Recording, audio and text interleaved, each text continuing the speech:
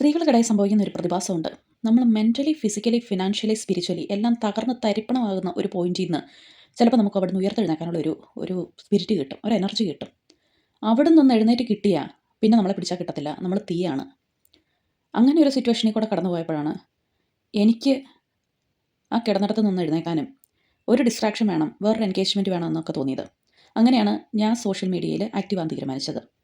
ഫേസ്ബുക്കിൽ എനിക്കറിയാവുന്ന മാത്രം വിരലിലെണ്ണാവുന്ന ഫ്രണ്ട്സേ അപ്പോൾ എനിക്കുള്ളൂ. ഇടയ്ക്ക് സ്ക്രോൾ ചെയ്ത് പോകുന്ന മാത്രമേ ഉള്ളൂ.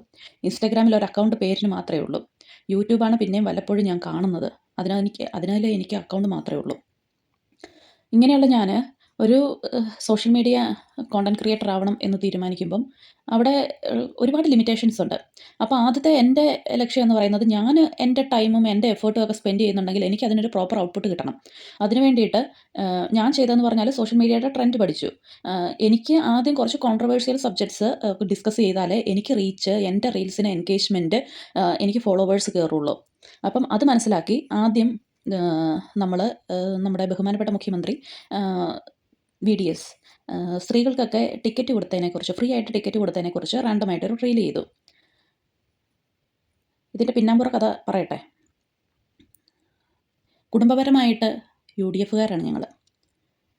കേരള കോൺഗ്രസിൻ്റെ സജീവ പ്രവർത്തകരാണ് എൻ്റെ അപ്പനും അമ്മയും.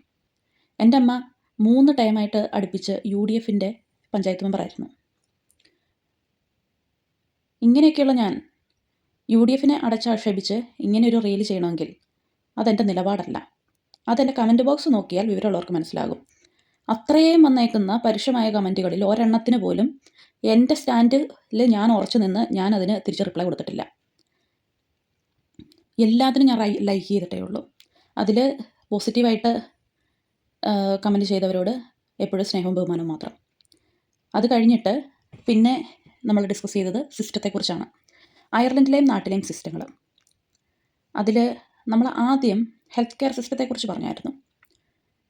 നാട്ടിൽ അത് ഞാൻ പറഞ്ഞത് ഒരുപാട് പേര് തെറ്റിദ്ധാരണ ഉണ്ടാക്കി. കാരണം ഹെൽത്ത് കെയർ സിസ്റ്റത്തിൻ്റെ ആക്സസിബിലിറ്റി വേറെ, അപ്പോയിൻമെൻറ്റ് സിസ്റ്റത്തിലെ ടൈം മാനേജ്മെൻറ്റ് വേറെ. രണ്ടും രണ്ട് കാര്യങ്ങളാണ്. പക്ഷേ എന്നെങ്കിൽ പോലും അതിൻ്റെ ഇടയിൽ ഏറ്റവും കൂടുതൽ ദേശാഭിമാനികളും ദേശസ്നേഹികളും ഒക്കെ കമൻറ്റുമായിട്ട് വന്നത്, ഈ അയർലൻഡിൽ, നമ്മളും ഈ അയർലൻഡിലൊക്കെ ഉള്ളവരാണ്, നമ്മൾ അയർലൻഡിൽ വർഷങ്ങളായിട്ട് ജീവിച്ചിരിക്കുന്നവരാണ്. ഇവിടുത്തെ കാര്യങ്ങൾ നമുക്കറിയാം. ഇവിടുത്തെ ഹെൽത്ത് കെയർ സിസ്റ്റം വളരെ മോശമാണ്. മാസങ്ങൾ നോക്കിയിരിക്കണം, വർഷങ്ങൾ നോക്കിയിരിക്കണം. ഇവിടെ ഇതുപോലെ തന്നെ വർഷങ്ങളായിട്ട് ജീവിച്ച ഒരു വ്യക്തിയാണ് ഞാൻ. 2 പ്രഗ്നൻസിയും 1 മിസ്കാരേജും കഴിഞ്ഞിട്ടുണ്ട്. അതല്ലാതെ പല ഹെൽത്ത് ഇഷ്യൂസും വന്ന് നേരിട്ട് ഒരു ഹോസ്പിറ്റലിൽ പേഷ്യൻ്റായിട്ട് കിടന്നിട്ടുള്ള വ്യക്തിയാണ് പലവട്ടം. എനിക്ക് 2 കുഞ്ഞുങ്ങളാണ് ഉള്ളത്, 2 വയസ്സും 4 വയസ്സും. ഇതിനിടയിൽ, ഇത്രയും പ്രായത്തിനിടയിൽ ഇവരെത്ര വട്ടം സിക്കായി, എത്ര വട്ടം ഹോസ്പിറ്റലുകൾ കയറി ഇറങ്ങിയിട്ടുണ്ടാവും. അപ്പം ഇവിടുത്തെ ഹെൽത്ത് കെയർ സിസ്റ്റത്തെക്കുറിച്ച് പറയാൻ, അത് ഞാനൊരു നേഴ്സാണ്, പല ഹോസ്പിറ്റലുകളിൽ ഞാൻ വർക്കും ചെയ്തിട്ടുണ്ട്. അപ്പം അതിനെക്കുറിച്ച് ശരിക്കും ആധികാരികമായിട്ട് മനസ്സിലാക്കിയിട്ട് തന്നെയാണ് ഞാൻ ആ വീഡിയോ ചെയ്തത്. എനിക്കറിയാം ഇവിടുത്തെ ഹെൽത്ത് കെയർ സിസ്റ്റം വളരെ മോശമാണ്. നമ്മുടെ ഹെൽത്ത് ടൂറിസം എന്ന് പറയുന്ന ഒരു സംഭവം തന്നെ കേരളത്തിലുണ്ട്. വിദേശികൾ ഒരുപാട് വന്നത് ആക്സസ് ചെയ്യുന്നുണ്ട്. ഇവിടുന്ന് സർജറികൾക്കും ട്രീറ്റ്മെൻറ്റിനും വേണ്ടി മാത്രമായിട്ട് പല വിദേശ രാജ്യങ്ങളിലേക്ക് പോകുന്ന ആൾക്കാരുണ്ട്. അതിനടിയിലൊക്കെ വന്നിട്ട് ഈവൻ ഇവിടെ അടുത്തുള്ളവർ തന്നെ, എന്നെ അറിയാവുന്നവരും എൻ്റെ കൂടെ മുമ്പ് ജോലി ചെയ്തിട്ടുള്ളവരും വരെ റാൻഡമായിട്ട് ഞാൻ ഫേസ്ബുക്കിൽ വന്ന് എൻ്റെ ആവശ്യത്തിന് വേണ്ടി ഞാൻ വായ്ത്താളം വിട്ടടിച്ചതിന് എന്നോട് വഴക്കുണ്ടാക്കാൻ വരണമെങ്കിൽ അവരൊക്കെ എത്ര ഇമ്മച്ചുവറായിരിക്കും. അതായത് അതിലേറ്റവും കൂടുതൽ കമൻറ്റ് വന്നേക്കുന്നത് അമ്മായി എന്നൊക്കെ വിളിച്ചിട്ടാണ്. എനിക്ക് 35 വയസ്സായി. അതനുസരിച്ച് എൻ്റെ മെൻ്റൽ ഏജും 35 തന്നെയാണ്. ഒരു സോഷ്യൽ മീഡിയയിൽ ഇന്ന് വരെ ഞാൻ ഒരു റീലിനോ ഒരു വീഡിയോയ്ക്കോ ഒരു കമൻറ്റ് ചെയ്യാനോ അതിൻ്റെ പുറകെ പക്ഷം പിടിക്കാനോ പോകാത്തൊരു വ്യക്തിയാണ്. കാരണം എനിക്കറിയാം, ഒരു സോഷ്യൽ മീഡിയ എന്ന് പറയുന്നത് ഇത്രയും ഫേക്കായിട്ടുള്ളൊരു പ്ലാറ്റ്ഫോം വേറെ ഇല്ല ഈ ലോകത്ത്.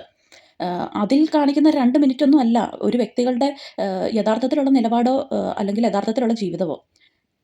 റീച്ച് കൂട്ടുക, ഈ ഫേസ്ബുക്കിൽ റീൽസ് ഇടുന്നതിൻ്റെ ലക്ഷ്യം തന്നെ മോണറ്റൈസേഷൻ, റീച്ച് കൂട്ടുക, നമ്മുടെ ഇതിന് വേണ്ടിയിട്ട്, നമ്മുടെ ലാഭത്തിന് വേണ്ടിയിട്ട് മാത്രമാണ്. നമ്മളെ ഇന്ന് വരെ അറിയത്തില്ലാത്ത ഒരു വ്യക്തി ഫേസ്ബുക്കിൽ വന്ന് അവരുടെ സ്വന്തം എന്തെങ്കിലും ഒരു അഭിപ്രായം പറയുന്നതിന് അവരോട് വഴക്കുണ്ടാക്കാൻ പോവുക എന്ന് പറഞ്ഞാൽ അപ്പോൾ ഓർത്ത് നോക്കിക്കേ, നമുക്ക് ഒരുപാട് സ്വാതന്ത്ര്യമുള്ള നമ്മുടെ സ്വന്തം വീട്ടിൽ നമ്മുടെ ഭാര്യയോടും നമ്മുടെ മക്കളോടും ഒക്കെ അപ്പോൾ നമ്മൾ ഒരു ദിവസം എത്ര വട്ടം ആ വ്യക്തികൾ വഴക്കുണ്ടാക്കാൻ പോകുന്നുണ്ടായിരിക്കും. നമ്മൾ ജോലി ചെയ്യുന്ന സ്ഥലത്ത് അല്ലെങ്കിൽ നമ്മൾ നേരിട്ട് കാണുന്ന ആൾക്കാരോട് ഒക്കെ നമ്മൾ എത്ര വട്ടം അപ്പം പ്രതികരിക്കാനും നെഗറ്റിവിറ്റി സ്പ്രെഡ് ചെയ്യാനും ഒക്കെ പോകുന്നുണ്ടായിരിക്കും അല്ലേ? എനിക്ക് അല്ല, ഞാൻ ഇത്രയും കാര്യങ്ങളൊക്കെ പറഞ്ഞു. ഇത്രയും റീൽസ് ഇട്ട് ആൾക്കാരെ പറ്റിച്ചു. അങ്ങനെ അങ്ങനെ ചിന്തിക്കുന്നവരാണെങ്കിൽ എനിക്ക് ഒരു കോണ്ടന്റ് ക്രിയേറ്റർ എന്ന നിലയിൽ എനിക്ക് സാമൂഹ്യ പ്രതിബദ്ധത ഉണ്ടാവേണ്ടതല്ലേ എന്ന് ചോദിക്കുന്നവരോട്, ഇല്ല. ഇത്രയും ഫേക്കായിട്ടുള്ള നിലപാടില്ലാത്ത ഒരു വിവരവും ഇല്ലാത്ത കുറേ ആൾക്കാരുടെ ഇടയിൽ വന്ന് പ്രതിബദ്ധത കാണിക്കേണ്ട ആവശ്യം എനിക്കില്ല. കാരണം ഫോർ എക്സാമ്പിൾ, രേണുസുതി വീടില്ല, ഭർത്താവില്ല, അത്രയും ഒരു മോശം ജീവിത സാഹചര്യത്തിൽ നിന്നപ്പോഴത്തേനും മലയാളികളെല്ലാം രേണുവിന് വേണ്ടി കരഞ്ഞു. അടുത്തത് രേണു നല്ലൊരു ജീവിത സാഹചര്യം എത്തിയപ്പോഴത്തേനും ഒരു പെണ്ണിനും കേൾക്കാൻ പറ്റാത്ത രീതിയിൽ മോശം പറഞ്ഞു. വീണ്ടും രോഗക്കിടക്കയിലായപ്പം വീണ്ടും മലയാളികളൊക്കെ രേണുവിന് വേണ്ടി കരയുന്നു. അത്രേ ഉള്ളൂ മലയാളികളുടെ നിലപാട്. അത്രേ ഉള്ളൂ സോഷ്യൽ മീഡിയ. എപ്പോഴും ഇരട്ടത്താപ്പും രണ്ട് വെള്ളത്തെ കാല് വെച്ച് നടക്കുന്ന ഒരു ആൾക്കാരാണ്.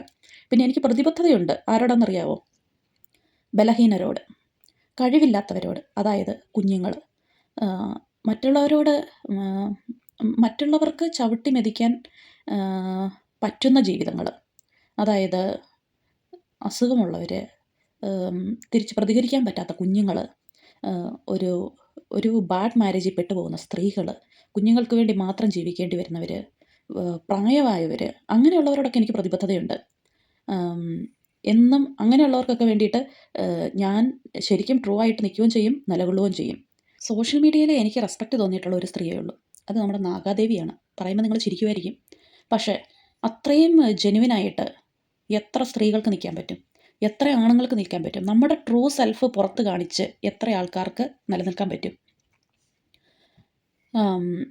അതായത് ഒരു കുലസ്ത്രീ സങ്കല്പമുണ്ടല്ലോ നമുക്ക്. സ്ത്രീകൾ മധുരമായിട്ട് മാത്രമേ സംസാരിക്കാവുള്ളൂ, ബഹുമാനത്തോടെ സംസാരിക്കാവുള്ളൂ, ആണുങ്ങൾക്ക് താഴ്ന്ന് നിൽക്കണം. ഇതിനൊക്കെ അതീതമായിട്ട് തെറി പറയുകയും ആണുങ്ങൾ വളരെ മോശമായിട്ട് ഇടുന്ന കമൻറ്റുകൾക്ക് എല്ലാം ഉരുളയ്ക്കപ്പേരി പോലെ മറുപടി പറയാൻ പറ്റുകയും അത്രയും ട്രൂ സെൽഫായിട്ട് നിൽക്കാൻ പറ്റുന്ന ഒരാൾ, എനിക്ക് ശരിക്കും അവരോടാണ് ബഹുമാനമുള്ളത്. അങ്ങനെയൊക്കെ ഞാൻ എത്ര ശ്രമിച്ചാലും എന്നെക്കൊണ്ട് അങ്ങനെയൊക്കെ മാറാൻ പറ്റത്തില്ല. ഞാൻ പറഞ്ഞ മഹാവിഡ്ഢിത്തങ്ങളും അത്രയും കോൺട്രവേഴ്ഷ്യൽ സബ്ജക്റ്റും പോലും അതിന് വളരെ നല്ല രീതിയിൽ റിപ്ലൈ തന്നവരുണ്ട്. അതായത് ഇങ്ങനെ നെഗറ്റീവായിട്ട് ചിന്തിക്കണോ? കുറച്ചുകൂടെയൊക്കെ നല്ല രീതിയിൽ ചിന്തിച്ചുകൂടെ? ശരിക്കും ഇങ്ങനെയല്ല ഇവിടുത്തെ കാര്യങ്ങൾ, അവിടെയല്ലേ മോശം? അങ്ങനെ വളരെ മാന്യമായിട്ട് കമൻറ്റ് ചെയ്ത ആണുങ്ങളുണ്ട്. അവരുടെയൊക്കെ കുടുംബജീവിതം, അവർ ഇടപെടുന്ന ആളുകൾ, അവരുടെ സമൂഹമൊക്കെ എത്ര മനോഹരമായിരിക്കും എന്നൊന്ന് ചിന്തിച്ച് നോക്കിക്കേ. അതായത് അവരൊരു നല്ല അപ്പനായിരിക്കും. ഭാര്യയ്ക്ക് എന്തും തുറന്ന് പറയാൻ പറ്റുന്ന, ഒരു ഈക്വൽ സ്പേസ് കൊടുക്കുന്ന നല്ലൊരു ഭർത്താവായിരിക്കും. മറ്റുള്ളവരെ മനസ്സിലാക്കാനും സഹതാപം കാണിക്കാനും പറ്റുന്ന ഒരു നല്ലൊരു മനുഷ്യ ജീവിയായിരിക്കും. അതേസമയം ഈവൻ എൻ്റെ കുഞ്ഞുങ്ങളുടെ വീഡിയോ ഇട്ടതിന് വരെ വളരെ നെഗറ്റീവ് കമൻറ്റ് പറഞ്ഞ സ്ത്രീകളുണ്ട്. ആ സ്ത്രീകൾ എന്തൊരു നെഗറ്റിവിറ്റി ആയിരിക്കും ഒരു കുടുംബത്തിൽ സ്പ്രെഡ് ചെയ്യുന്നത്. അവർ വാർത്തെടുക്കുന്ന ആ കുടുംബം എങ്ങനെയായിരിക്കുമെന്ന് എനിക്ക് ചിന്തിക്കാൻ പോലും പറ്റുന്നില്ല. ഇനി ഇത്രയും പറഞ്ഞതിൻ്റെ പേരിൽ പിന്നെയും സമയം ഒരുപാട്, നമ്മുടെ വിലപ്പെട്ട ജീവിതത്തിൻ്റെ ഒരുപാട് സമയമെടുത്ത് കഷ്ടപ്പെട്ട് കുത്തിയിരുന്ന് മലയാളം ടൈപ്പ് ചെയ്ത് ഒരു എസ്സേ എഴുതി എന്നെ പഠിപ്പിക്കാൻ വരുന്നവരോട് ഈ നെഗറ്റീവ് കമൻ്റ് ഒന്നും ഒരക്ഷരം പോലും ഞാൻ വായിച്ചിട്ടില്ല. ഞാൻ ജസ്റ്റ് സ്കാൻ ചെയ്ത് വിടുന്നേ ഉള്ളൂ ഈ 100 കണക്കിന് കമൻറ്റുകൾ. ഞാൻ ആദ്യത്തെ 1-2 വാക്ക് വായിക്കും. എല്ലാത്തിനും ഞാൻ ലൈക്ക് അടിച്ചിട്ടുണ്ട്. ഇവരോടൊക്കെ എൻ്റെ സ്നേഹം മാത്രമേ ഉള്ളൂ. കാരണം എൻ്റെ ചാനൽ റീച്ച് ആക്കാൻ, എനിക്ക് ഫോളോവേഴ്സ് കൂട്ടാൻ, എനിക്ക് മോണറ്റൈസേഷൻ കിട്ടാൻ വേണ്ടി ആക്കാനായിട്ട് എന്നെ ഹെൽപ്പ് ചെയ്യുന്നവരാണ് ഇവരൊക്കെ. ഇതുപോലെയുള്ള ആളുകൾ ഉള്ളത് കൊണ്ടാണ് നമ്മളെപ്പോലെയുള്ളവർ എവിടെയെങ്കിലുമൊക്കെ എത്തിപ്പെടുന്നത്. ശരിക്കും നല്ലതാണ്. അതുപോലെ പോസിറ്റീവായിട്ട് കാര്യങ്ങൾ പറഞ്ഞവരോട് ശരിക്കും നിങ്ങളൊക്കെ ജെംസാണ്. നിങ്ങൾക്ക് നിങ്ങളോട് തന്നെ ഭയങ്കര അഭിമാനം തോന്നേണ്ട കാര്യമാണ്. കാരണം ഇത്രയും ഔചിത്യബോധവും പക്വതയും ലക്ഷങ്ങൾ കാണുന്ന ഒരു പ്ലാറ്റ്ഫോമിൽ വന്നിട്ട് നമ്മൾ നെഗറ്റിവിറ്റി പറയാതെ, അത് നമ്മുടെ വ്യക്തിത്വം നമ്മളവിടെ കാണിച്ചിട്ടുണ്ടെങ്കിൽ ശരിക്കും നിങ്ങൾ സൂപ്പറാണ്. നിങ്ങൾ അമേസിങ്ങാണ്. ശരി എന്നാൽ.